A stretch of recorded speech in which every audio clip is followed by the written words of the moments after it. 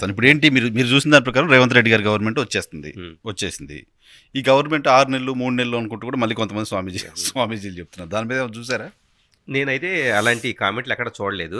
కానీ ఏదైనా ప్రిడిక్షన్ చేయొచ్చు అండి. అంటే నేనైతే జీరో స్టేట్ నేను చూడలేదు. ఎందుకంటే ఫస్ట్ ఒకటి చెబుతాను, నాకు దీన్ని చూస్తాం వలన ఎలాంటి బెనిఫిట్ ని ఎక్స్పెక్ట్ చేయట్లా.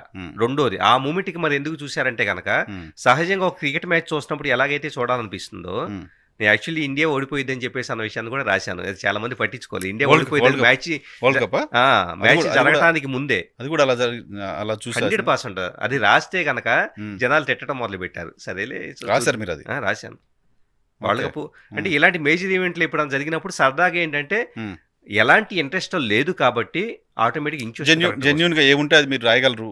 ఇన్ఫ్లుయెన్స్ ఏం అవరు కాబట్టి దాన్ని చూస్తారు. ఆటోమేటిక్ ఇంట్యూషన్ వస్తుంది కరెక్ట్ గా. నాకు ఏదైనా పర్సనల్ వెస్టెడ్ ఇంట్రెస్ట్ ఉంటే అసలు ఇంట్యూషనే రాదు. ఓకే ఓకే, అక్కడే ఫెయిల్యూర్ అవుతారు. ఓకే, ఇప్పుడు ఏంటి ఏపీకి సంబంధించి నేషన్కి సంబంధించి ఏమైనా చూసారా? అది కూడా ఇప్పుడైతే కాదు, నేను 3 నెలల క్రితం చూశాను. యాక్చువల్లీ బండి సంజయ్ ఇక్కడ ఉన్నప్పుడు చూస్తున్నాను. ఆ మూమెంట్లో బండి సంజయ్ ఉన్నప్పుడైతే ఇక్కడ తెలంగాణలో మన బీజేపీ వస్తుందని చెప్పేసి చాలా ప్రామినెంట్గా నాకు ఇంట్యూషన్తోను ప్లస్ స్కానర్తో కూడా రిజల్ట్ వచ్చింది.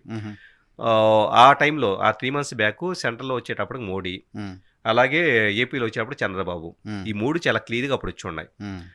సేమ్ అదే బండి సంజయ్ చేంజ్ అయిన తర్వాత, పరిస్థితులు చేంజ్ అయిన తర్వాత నాకు ఆ రోజు ఎలక్షన్ రోజు ఇక్కడ కాంగ్రెస్ వస్తున్నా క్లియర్గా వచ్చింది. అంటే మారే పరిస్థితులను బట్టి ఇంట్యూషన్ కానీ ఈ డివైజెస్ కానీ చాలా క్లియర్గా చెప్పగలుగుతాయి. మనం థింగ్స్ మార్చలేము, ఏం జరగబోతుంది అనేది మీరు 100% అప్పుడున్న పరిస్థితిని, కాలమాన పరిస్థితులను బట్టి we can do it. Right sir. చివరిగా డీప్ ఫేక్ సంబంధించి చాలా పెద్ద చర్చ. ఎవరిని వాళ్ళు ప్రొటెక్ట్ పెద్ద సెలబ్రిటీస్ బాధితులు అవుతున్నారు, హీరోయిన్స్ బాధితులు అవుతున్నారు, ప్రధానమంత్రి మోదీ బాధితులు అయ్యారు. ఎవరికి తెలియదు, ప్రధానమంత్రి మోడీ ఏదో వీడియో వస్తే మొత్తం ఛానల్స్ అన్ని దేశవ్యాప్తంగా వేసాం, తర్వాత మోడీ వచ్చి అది నాది ఫేక్ అని చెప్పిందా తెలియలేదు.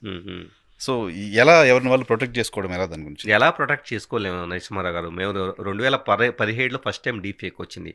అప్పటి నుంచి నేను ఆ సాఫ్ట్వేర్ ఇన్స్టాల్ చేసుకుని సిఐడికి, పోలీస్ అకాడమీకి నేను ఫ్యాకల్టీని సైబర్ క్రైమ్స్ మీద ట్రైనింగ్ ఇస్తూ ఉంటాను. కాబట్టి డీప్ ఫేక్స్ ముందు ఎలా ఛాలెంజెస్ రాబోతూ ఉన్నాయి, ఏది ఫేక్ ఏది డీప్ ఫేక్ అన్నదాన్ని ఎలా గుర్తించాలి, ఫోరెన్సిక్ టూల్స్ ఎలా వాడాలి, ఇదంతా కూడా నేను సిఐడి వీళ్ళకి, తెలంగాణ సిఐడి వీళ్ళకి ట్రైనింగ్ ఇచ్చున్నాను ఈ టెక్నాలజీస్ మీద. ఇప్పుడు 2017 నుంచి ఈరోజు 2023లో వచ్చేసి మనం 1-2 కేసులు చూశాక మనం ఇప్పుడు అలర్ట్ అవుతున్నాం. కానీ సో ఇది ఎప్పటి నుంచో ఉన్నది ఫస్ట్.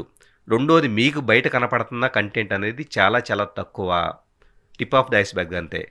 మీకు డార్క్ వెబ్లో కానీ లేకపోతే కొన్ని పోర్న్ సైట్స్లో కానీ ఎన్నో పోలీస్ డిపార్ట్మెంట్ తరఫున నుంచి ఎంతో కంటెంట్ని రిమూవ్ చేయించడం జరిగింది. చాలామంది తెలుగు, తమిళ్, హిందీ అన్ని భాషలకు సంబంధించిన హీరోయిన్స్ కంప్లీట్ పోర్న్ వీడియోలు అనేది ఉన్నాయి. వీటన్నిటిలో విపరీతంగా ఉన్నాయి. వాటిని ప్రొయాక్టివ్గా వచ్చేటప్పటికే చాలా రిమూవ్ చేయించడం జరిగింది. కొత్తవి వస్తూనే ఉన్నాయి. అంటే ఇక్కడ నేను చెప్పదలుచుకునే డీప్ ఫేక్ గురించి ఏదో అడ్డుకోవాలని ప్రయత్నిస్తే జరగదు. ఎందుకంటే టెక్నాలజీ అప్లికేషన్స్ని ఏ పబ్జీ లాగో బ్యాన్ చేస్తే కనుక ఇండియాలోకి రాదనుకోవటానికి ఎన్నో రకాల టూల్స్ని VPN వాడేసేసి యాక్సెస్ చేయొచ్చు, డార్క్ వెబ్ని వాడేసేసి యూజ్ చేసుకోవచ్చు. సో వీటిని రాదు అనుకోవటానికి లేదు. కేవలం ఐక్యరాజ్య సమితి ఏదైనా కానీ ప్రపంచ దేశాలకి కొన్ని గైడ్లైన్స్ ఇచ్చి డీప్ ఫేక్స్ని వాడినా, డౌన్లోడ్ చేసుకున్నా, ఇచ్చేసుకున్నా ప్రపంచంలో ఏ దేశమైనా కూడా అక్కడ ఉండే home ministries, information technology ministries కఠినమైన చట్టాలు తీసుకొచ్చేసి వాళ్ళని శిక్షిస్తామని చెప్పేసి అందరూ కూడా ఏకత్రోవలో నడిస్తే మాత్రమే అది వర్కౌట్ అవుతుంది. అందరూ ఎందుకు నడవాలంటే కనుక, నేను ఫర్ ఎగ్జాంపుల్ ఇండియాలో ఉండేసి ఏ చైనా IP అడ్రస్ పెట్టుకుని నేను డౌన్లోడ్ చేసుకుంటా. సో ఇండియాలో బ్యాన్ చేసినందువల్ల సొల్యూషన్ ఏమీ ఉండదు. అలాగా ప్రొయాక్టివ్గా అన్నీ చేస్తే మాత్రమే డీప్ ఫేక్ లాంటివి ఆగిపోతాయి. కానీ అది జరిగే అవకాశం మాత్రం లేదు. కాబట్టి మనిషి మానసికంగా సంసిద్ధంగా ఉండటం, జరిగే వాటిని నమ్మటం, బ్లైండ్గా కళ్ళతో కనపడింది కాబట్టి నమ్మటం మొదలు పెట్టకూడదు. దాంట్లో ఏదైనా ఉండొచ్చు. ఆ బ్లర్, ఎందుకంటే షేరింగ్లు వెళ్తూ ఉండే కొద్ది డీటెయిల్ మిస్ అయ్యి బ్లర్ పిక్సలేట్ అయిపోయిన కంటెంట్ నిజమైన కంటెంట్ లాగా కనపడింది. ఉదాహరణకి మోడీదో లేదో మీదో నాదో ఏదో చేశారనుకుందాం. సో ఫ్రెండ్స్ అంతా ఒక 10 షేర్లు 20 షేర్లు చేసుకునే కొద్దీ ఒక్కొక్క ట్రాన్స్ఫర్కి ఫైల్ సైజులో కానీ అలాగే ప్రతి ఫ్రేము పిక్సెల్స్ కానీ డీపిక్సలేట్ అయిపోయేసి అది ఒరిజినల్లా ఫేక్ అన్నదాన్ని ఐడెంటిఫై చేయడానికి డీటెయిల్ మిస్ అవుతుంది. ఫోరెన్సిక్లో ఇదే మెయిన్ ప్రాబ్లం. గోరెంట్ల మారో కేసు అప్పుడు కూడా ఇదే ప్రాబ్లం జరిగిందండి. అది నెంబర్ ఆఫ్ షేర్స్ జరిగినాయి, ఇది ఒరిజినల్ కంటెంటా లేదా అన్నది ఐడెంటిఫై చేయడానికి చాలా కష్టమైంది. సో అది డీప్ ఫేక్ అయి ఉండొచ్చు. అంటే డిపార్ట్మెంట్ ఇన్వెస్టిగేషన్ పరంగా వచ్చేటప్పటికి ఛాలెంజ్ అది.